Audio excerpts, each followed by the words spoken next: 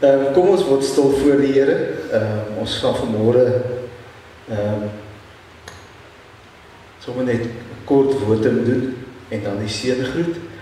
Ons hulp is in die naam van die Here, wat hemel en aarde gemaak het, wat trou bly tot in ewigheid en nooit die werk van sy hande laat vaar. Broers en susters, gemeente van Carleton, wil die Here groet julle almal vanmôre. En hy skenk aan julle sy genade, sy barmhartigheid en sy vrede. Amen. Ons gaan vanmôre saam met mekaar lees uit Jesaja 9 en daarvan vers 1 tot 6. Maar voor ons lees, kom ons bid net saam. Hemelse Vader, wat 'n groot voorreg is dit nie vir ons as 'n gemeente om saam op 'n Sondagmôre by mekaar te kom nie. Dat ons hier saam kan wees, U lof kan besing, saam uit die woord kan lees, U woord kan hoor, saam kan bid as 'n gemeente, en Here, dat ons aan U ook die eer en die lof kan bring. Dankie Here vir hierdie dag, dankie vir vanmôre. Dankie dat ons in U teenwoordigheid kan wees, en dankie dat ons weet dat U hier by ons is, want dit beloof U. Ons weet, ons het nie nodig om op te skree na die hemele of na die hoë berge of sodat 'n God ons hoor nie. U is ons God, U is die lewende God. En U is deur die Gees hier by ons, in ons midde. En daar is my gebed ook, Gees van God, dat U sal kom vanmôre, raak ons elkeen aan. U het reeds in die week wat verby is, elkeen van ons harte voorberei, gereed gemaak, om U woord te ontvang. En daarom bid ek, Gees, dat U vanmôre sal kom, en die saad, die goeie woord, in ons harte sal laat val. U is ook die een wat dit laat groei, maar Here, gee dat ons dit voortdurend sal water gee, sodat daar groei kan kom. En Vader, wanneer ons stil word met U woord, is my gebed dat U met ons harte sal stil maak, ons gedagtes, ons kan so baie keer kan ons gedagtes op verskillende rigtings en paaie gaan, maar Here, gee dat ons vanmôre werklik U stem sal hoor.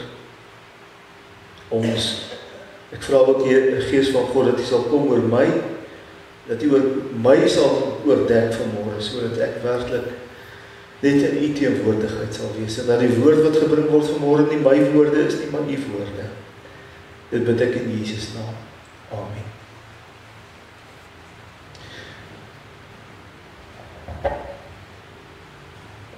Jesaja 9 vers 1 tot 6. Die volk wat in donkerte geleef het, het 'n groot lig gesien. Oor die wat in die donker land was, het 'n lig geskyn. U het die wat nie meer 'n nasie was nie, baie gemaak. Hulle blydskap groot gemaak. Hulle het hulle in U teenwoordigheid verbly, soos mense bly is in die oestyd. Soos hulle juig wanneer hulle die buit verdeel. Soos die dag toe Midian verslaan is, het U die juk verbreek wat op die volk gedruk het. Het die stok waarmee hulle geslaan is, waarmee hulle gedryf is. Elke soldaat skoen wat in die oorlog gebruik is, en elke uniform wat met bloed bevlek is, sal verbrand word, deur die vuur verteer word. Vir ons is 'n seun gebore. Aan ons is 'n seun gegee. Hy sal heers en hy sal genoem word wonderbare raadsman, magtige God, ewige Vader, vredevors. Sy heerskappy sal uitbrei en hy sal vir altyd vrede en voorspoed bring. Hy sal op die troon van Dawid sit en oor sy koninkryk regeer.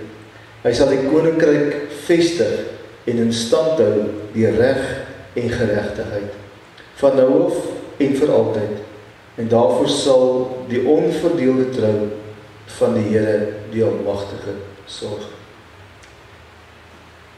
Ons is vanmôre op die tweede Adventsondag. As jy my verskoon, gaan ek net hier stap dat ek by die kerse kan kom.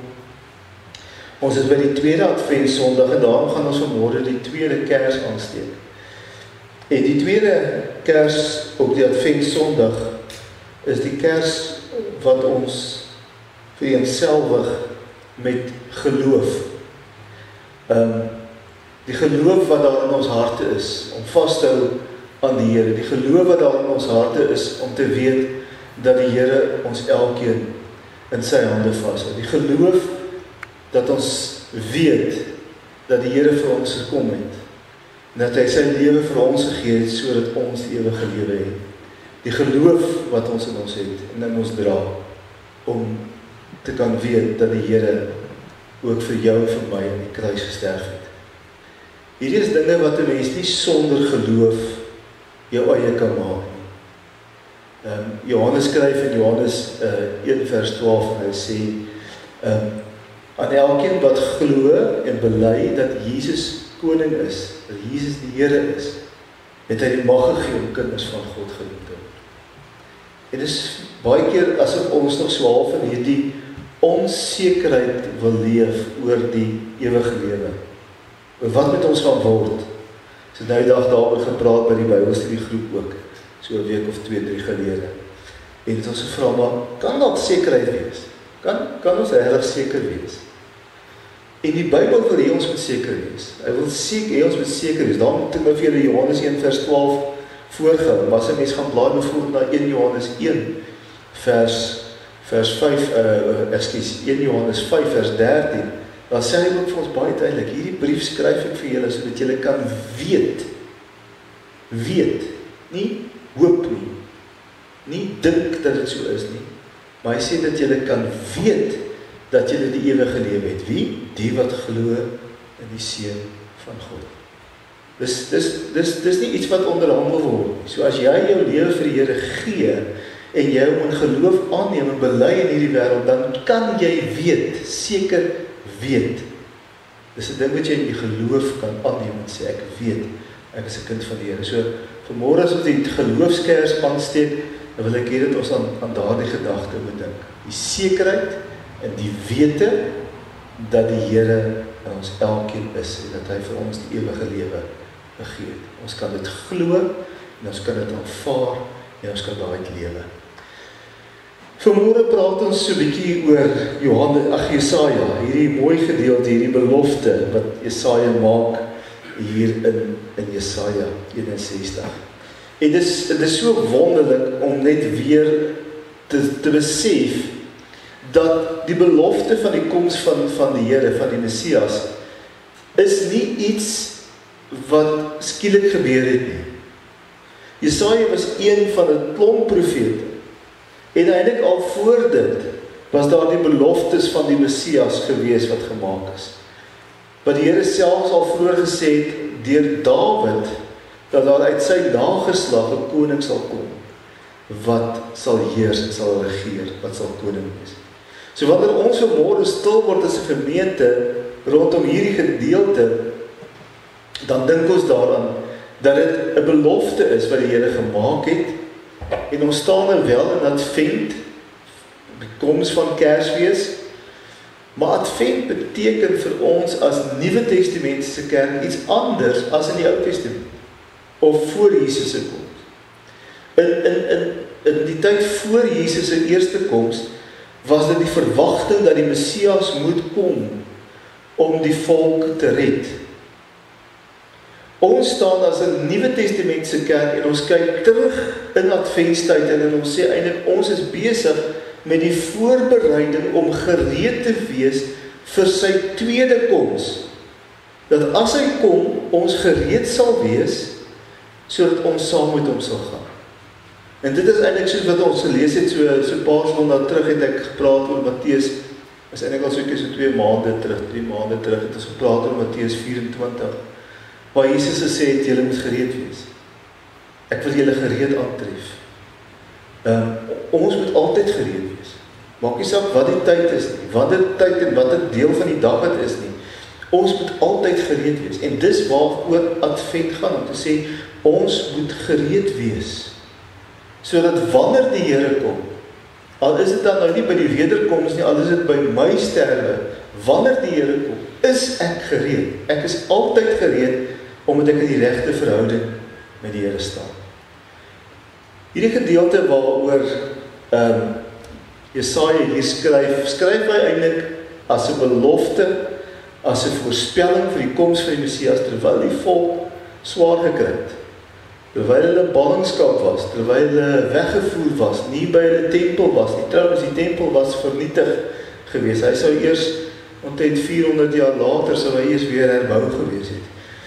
Die tempel was afgebreek gewees. Daar was nie meer die altaar en al die goeders het nie meer bestaan nie. Die volk was in Babylon, in ballingskap gewees. So vir hulle was hulle wêreld was uitmekaar uit gewees. Hulle godsdienst was uitmekaar uit gewees. Dit nou net vir jouself, kom ons dink terug aan die tyd met COVID wat ons gesê het, maar ons kan nie eredienste hou. Vir baie mense, vir die meeste van julle was dit 'n gemis gewees. Want ewe skielik vir die eerste keer wat ek in my lewe kan onthou, is daar gesê jy kan nie Sondag kerk hou nie. En ek dink vir baie van julle was dit so gewees. Ek dink nie vir een van ons het al in ons lewe ervaar dat jy sê die kerk maak toe nie. Daar sit ons in 'n tyd wat ons sonder kerk was. Jy dink vir jouself, en as jy 70 jaar lank in 'n vreemde land moet wees, met vreemde godsdienste, en hulle gaan voort met hulle godsdienst, maar jy kan nie, want jou tempel, dit wat jy sien as die teenwoordigheid van die Here, is nie meer daar nie, dis afgebreek, dis weg.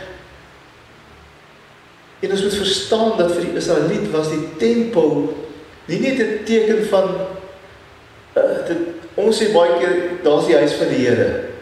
Maar ons weet die kerk is leeg, ons weet die Here bly nie, dit is vir ons symbolies, die kerk is die huis van die Here.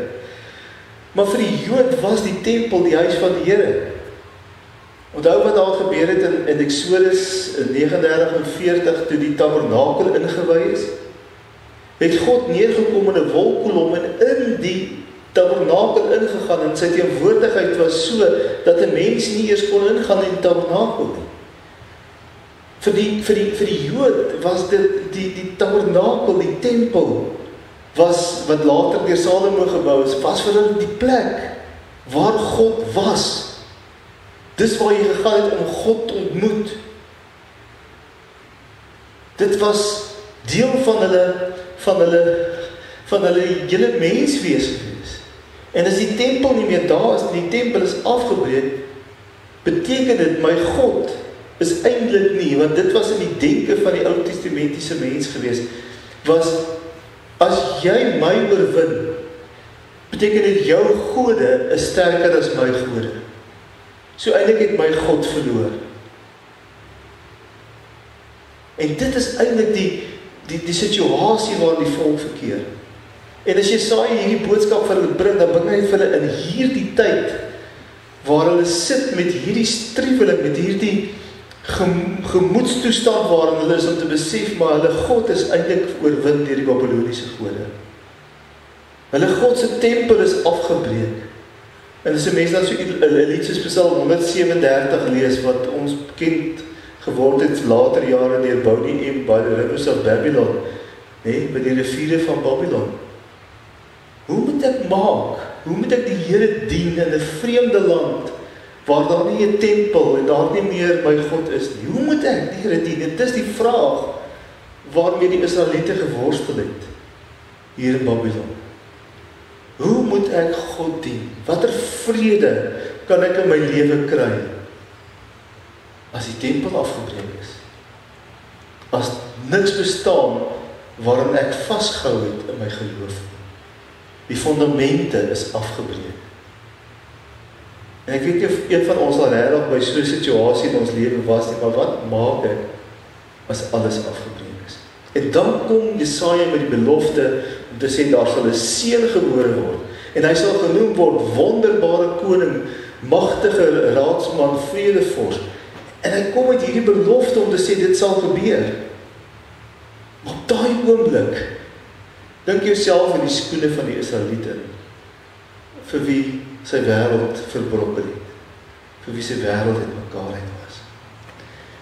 En ek wil hê ons vanmôre so 'n bietjie dink oor hierdie hele gedeelte van vrede. Ons praat so maklik oor vrede. Wie van julle wil vanmôre dit waag om vir my te sê wat jy dink vrede is? Iemand. Ons praat baie oor die woord, maar verstaan ons regtig wat vrede is? Rustigheid, saligheid. Sê jy? Rustigheid of saligheid? Rustigheid, saligheid, God se vrede. Dis 'n ander vlak, ja. God se vrede. Wat nog? Ons hoor baie keer in oorlog, ons nou weer met die hele Gaza-Israel oorlog het ons gehoor, daar's nou 'n vredesooreenkoms. Ons hoor hulle is baie hard besig om te werk met 'n vredesooreenkoms tussen Rusland en Oekraïne. President Trump maak daarvan melding dat hy daar soveel vredesverdrae tussen Rwanda en Congo en 7 ander plekke wat hy nou al vrede gebring het in sy tyd van presidentskap. Maar hoe verstaan die wêreld vrede?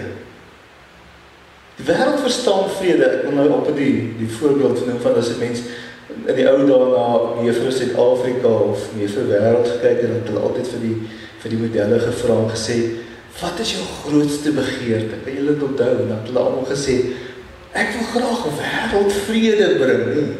Dis so 'n groot ideaal, maar wat verstaan die wêreld onder vrede? Ek dink in die meeste mense se gedagtes is daardie vrede waarvan hulle praat, is 'n vrede waar daar net nie geweld is nie, waar daar nie oorlog is nie, die afwesigheid van wat mense wat mekaar doodmaak in 'n skietstilstand en daar's net nie meer daardie geweld nie. Maar is dit regtig wat vrede beteken? Ons het nou hier gehoor dat 2 mense gesê het, God se vrede. Wat is die verskil tussen die wêreld se vrede en God se vrede? En ek dink dis 'n baie belangrike ding wat ons baie keer uit die oog uit verloor om te sê, ons wil vrede hê. Maar wat beteken dit byvoorbeeld as ons hoor in die bergpredikasie, Jesus sê, geseënd is die vredemakers. Verwys dit nou na iemand soos Donald Trump? Ek dink in 'n sekere sin dalk ook, maar ek dink nie ons moet net daaraan dink nie. Dat dit is 'n baie groter betekenis om 'n vredemaker te wees, as om net tussen mense vrede te bring. En dan weet ons, as 'n mens sekere kulture beteken 'n vredesooreenkoms en 'n skietstilstand beteken net ek vat so 'n bietjie af, soos wat ons nou sien in Gaza, en dan laai ons maar net weer ons al ons wapens bymekaar, en dan is ons reg vir die volgende keer om oorlog te maak. Dit is hoe dit binne in sekere godsdienstgroepe soos die Islam gesien word. Ek kan met 'n vyand, kan ek vrede sluit en 'n vredesooreenkoms aangaan om net weer my eie magte saam te bring, sodat ons vir die volgende keer weer kan oorlog maak. Was dit vrede? Is dit die vrede wat God vir ons wil bring? Ek dink nie so nie. So kom ons kyk 'n bietjie na wat Jesaja sien as vrede. Die eerste gedagte wat ek wil hê ons moet raak sien in hierdie gedeelte wat ons gelees het, Magda, as jy dalk weer vir ons daai teksgedeelte kan opsit asseblief. Die volk wat in donkerte geleef het, het lig gesien. Oor die wat in 'n donker land was, het lig geskyn. So ek dink in die eerste plek, met ons, die eerste deel van hierdie vrede, moet ons verstaan dat vrede is nie iets wat van ons afkom nie. Vrede is nie iets wat natuurlik binne my is nie. Jesaja sê, hierdie lig het in donkerte geleef. En daai donkerte het nie net verwys dat hulle ondergronds was, of dat hulle in 'n vreemde wêreld was nie, maar dit was beteken dat hulle geestelik in donkerte geleef het, want hulle was in 'n heidense land gewees. Hulle het in vreemdheid geleef, en daardie donkerte waarin hulle was, het beteken dat hulle ver van God was. En nou sê Jesaja vir hulle, maar die lig gaan weer deurbreek. En dit is interessant dat Johannes skryf, as hy in Johannes 1 skryf, as jy Johannes 1 vers 1 en verder lees, dan sê hy in die begin was die woord, en die woord was by God, en die woord was God. En in vers 2 sê hy, en die lig het in die wêreld gekom. So hy skryf aan, en hy sluit aan by hierdie gedagtes van Jesaja, waar Jesaja sê, die volk het in donkerte geleef, maar daar sal 'n lig kom. En daar het 'n lig vir hulle deurgebreek, daar het 'n lig vir hulle geskyn. En wie en wat was daar die lig gewees? Die lig het gekom met die geboorte van Christus. Dat ons oë oopgaan om te sien wie God regtig is. Dat God vir ons lief is, dat God vir ons omgee, dat hy vir ons sorg, dat sy liefde vir ons so groot is, dat hy nie vasgehou het aan sy goddelikheid nie, maar 'n mens geword het, en tussen ons kom woon het. Dis interessant as 'n mens bietjie praat met mense oor hierdie konsep van Jesus Christus, dat hy waarlik God was en waarlik mens was, dan is dit 'n moeilike begrip om te verstaan. Dis regtig vir mense moeilik. Wie het dood gegaan aan die kruis? Het God gesterf aan die kruis? Nee, God kan nie sterf nie. Maar die mens Jesus, wat in sy volmaaktheid geleef het, omdat hy ook 'n goddelike natuur was, dis die mens Jesus wat gesterf het aan die kruis. Maar God kan nooit sterf nie. So ons het nie God doodgemaak nie. Of die Jode het nie God gekruisig nie. Hulle het die mens Jesus gekruis, maar sy goddelike natuur kan nie ophou bestaan nie. Hy is die Alfa en Omega, die eerste en die laaste, die wat eers was en wat weer kom. So ons het nie God doodgemaak nie, God gekruisig nie. Maar die mens Jesus, in wie God homself in sy natuur kom inwoon het, dis daardie mens Jesus, wat die sonde van die wêreld op hom geneem het, met die goddelike natuur, dis hy wat gekruisig is. Dis hy wat in die donkerte ingegaan het, vir jou en my. En sy lig het gekom om vir ons lig te maak in ons lewe. Daar kan nie vrede wees, sonder die lig van die Here. Sonder die besef dat die Here werklik vir jou en vir my gesterf het. Dat kan nie, as ons nie regtig uit die donker te kom waarin ons leef. Die donker van die sonde van hierdie wêreld nie. 'n tweede praat hy ook van blydskap. Hy praat later, ek dink vers 3, vers 2. U het dit wat nie, u het die wat nie meer die nasie was nie, baie gemaak, hulle blydskap groot gemaak. U het vir hulle blydskap gebring. En dan verwys hy terug na gebeurtenisse in die geskiedenis, soos die tyd toe Midian verslaan is, waarin die volk weer die blydskap geervaar het. En dan sê die Here, maar hy bring blydskap. Vrede bring ook vir ons blydskap in ons lewe. So in die eerste plek moet ek verstaan, ek moet die lig van die Here sien, ek moet sy teenwoordigheid sien, ek moet verstaan wie hy is. Maar die tweede plek wil die Here ook vir ons weer blydskap in ons lewe gee. Hy wil nie vir ons deur die vrede wat hy bring, wil hy vir ons weer optel en ons sê, jy kan nou weer, jy hoef nie te treur nie. Israel, julle wat in 'n gebroke land is, julle wat in 'n sondige land is, waar valse gode en vreemde gode is, ek gaan vir julle weer blydskap in julle hart gee. Ek gaan julle wegvat uit die riviere van Babylon, ek gaan julle terugsit in julle eie land, sodat julle ook weer blydskap kan ervaar. So daar is ook 'n komponent van blydskap wat die Here vir ons wil gee, wanneer hy so met ons besig is om vrede in ons lewe te bring. Ek gaan verder na praat hy ook daarvan sê, die juk is gebreek. Daai blydskap het gekom, toe die juk gebreek is. Wat is jou en my juk? Wat is die ding wat ons onderdruk? Wat is die ding wat maak dat ons nie regtig dalk in die verhouding met die Here leef, wat ons veronderstel is om te leef nie? Wat is daardie ding wat vir ons 'n swaar las op ons skouers is? Wat my verhinder om 'n volle oorgawe aan die Here te maak.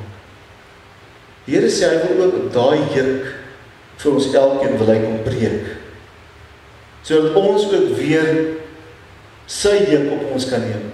Sy juk is sag, sê hy vir ons, en lig.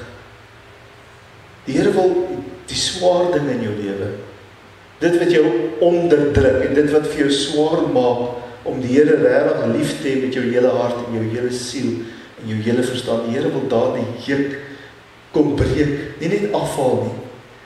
Hy sê hy wil hom kom breek, sodat dit nie weer in jou lewe 'n houvas het nie, sodat dit nie weer in jou lewe jou sal onderdruk nie.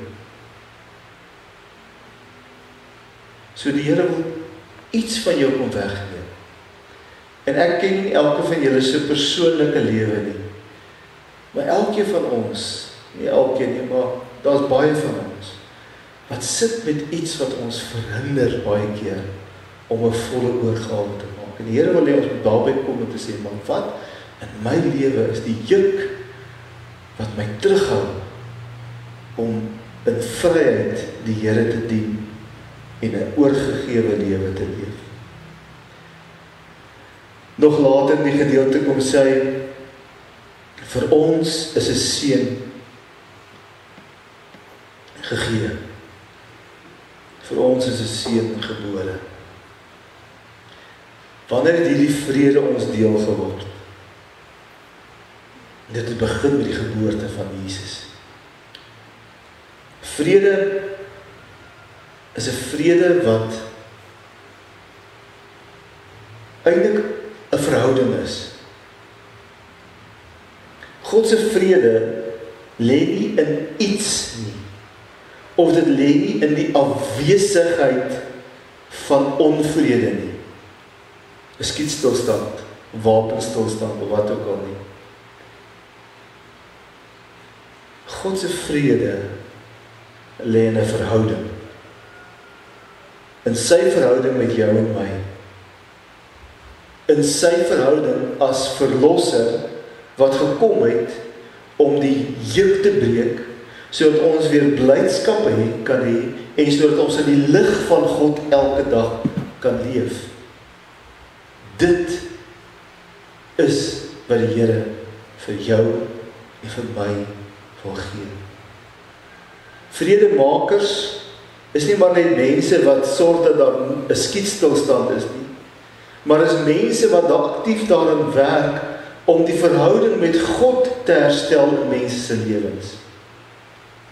Om te sê, wat kan ek doen in jou lewe om jou weer in die regte verhouding met God te bring? Sodat jy die Here as verlosser kan aanneem en jy deel kan word van sy familie. Aangeneem kan word as sy kind. 'n Erfgenaam kan wees. Dan beteken dit dat ek vrede in my hart het, so wat Paulus later kan skryf en sê, ek het sy vrede in my hart in Filippense, of ek het blydskap in my hart. Waarom het ek blydskap? Hy sit in 'n tronk, hy is in moeilike omstandighede. Maar die vrede en die blydskap wat hy ervaar, is omdat hy in die regte verhouding met die Here leef en weet dat niks in hierdie wêreld om kan skei van die liefde van die Here nie. So wat Paulus skryf in Romeine, dat niks ons kan skei van die liefde van die Here nie.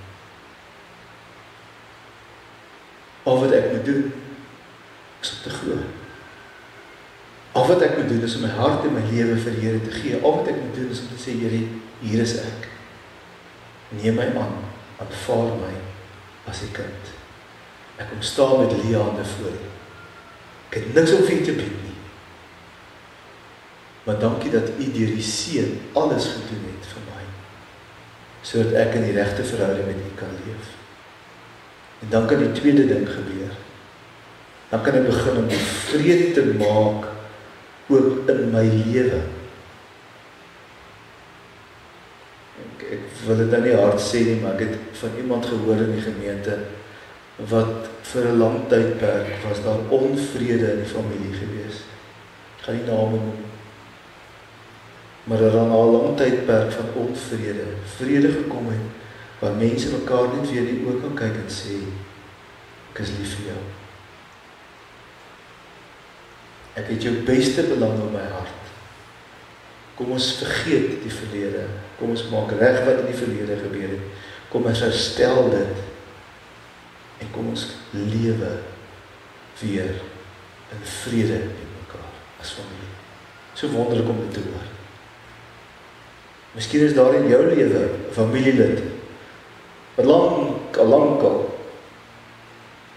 Julle sien mekaar nie, julle praat nie meer met mekaar nie, julle kom nie meer met mekaar uit nie, en al die dinge. Miskien is dit hierdie Kersfeestyd vir jou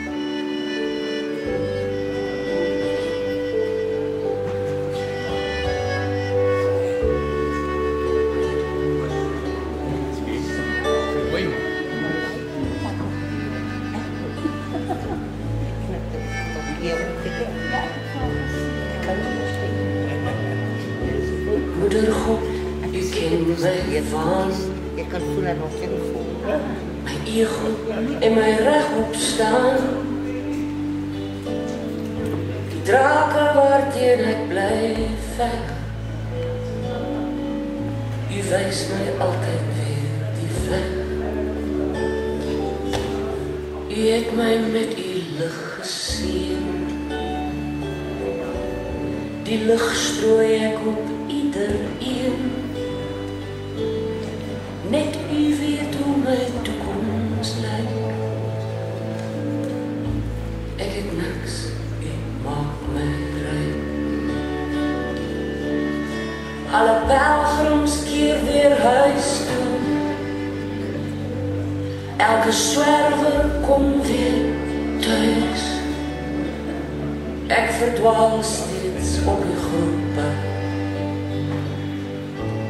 soekend na u boardinghuis. Alle pelgrims keer weer huis toe. Elke swerwer kom weer thuis. Ek verdwaal steeds op die groepe, soekend na u boardinghuis.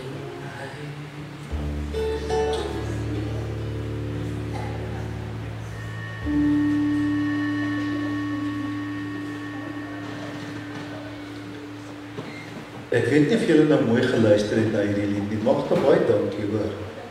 Dit was eintlik 'n besonderse lied.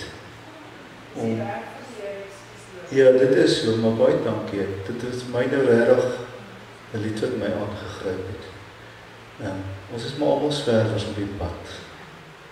En ons soek maar almal iewers net 'n stil plekkie vir ons voete, die boardinghuis. Plek waar ons vrede kan. En ek wil vanmôre vir julle kom sê aan die hand van die gedeelte wat ons gedoen het, dat jy nie ver nodig om ver te soek nie. Die stille plek, die vesting waar ons almal veilig is by die Here. Ons kan net opkyk. Ons kan net aanvaar dat hy vir ons gesterf het. Dis al wat ons hoef te doen.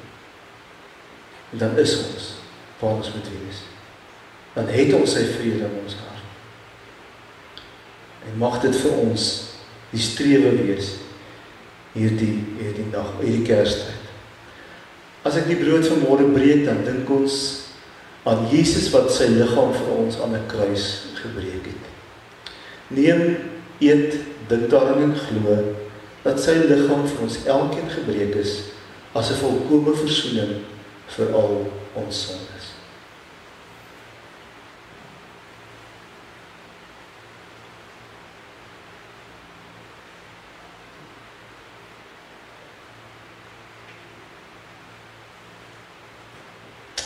Die beker van danksegging het Jesus geneem nadat hy die brood gebreek het en gedeel het vir die disippels.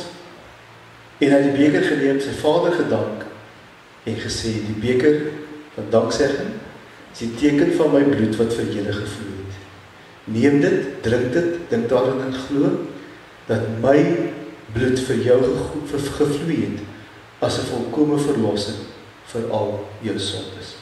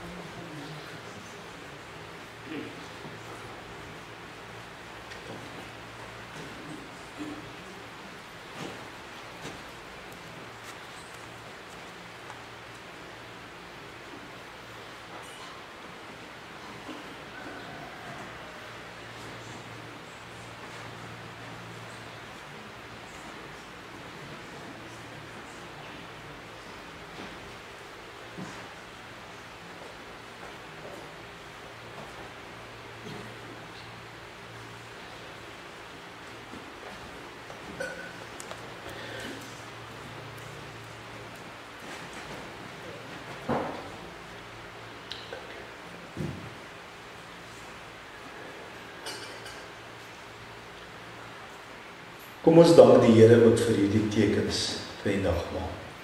Here, ons wil U dankie sê dat U ons elkeen vanmôre kom seën het, waar ons om hierdie nagmaaltafel sit. Dankie vir elkeen wat vanmôre hier wees, en kan deel in hierdie blydskap en vreugde wat U vir ons gee. Ons weet, as ons dink daaraan, Here, dat dit 'n groot prys was, wat U betaal het. Maar, daardeur kry ons die vrede. Daardeur is ons verhouding met U herstel, vir elkeen wat glo, dat U die Seun van God is. En mag dit waar wees vir ons elkeen van ons, bring aan U die lof, en die eer daarvoor. Amen. Kom ons ontvang die seën van die Here. Mag die vrede van God, die vrede wat alle verstand te bowe gaan, julle harte en julle gedagtes bewaar in Christus Jesus. Amen.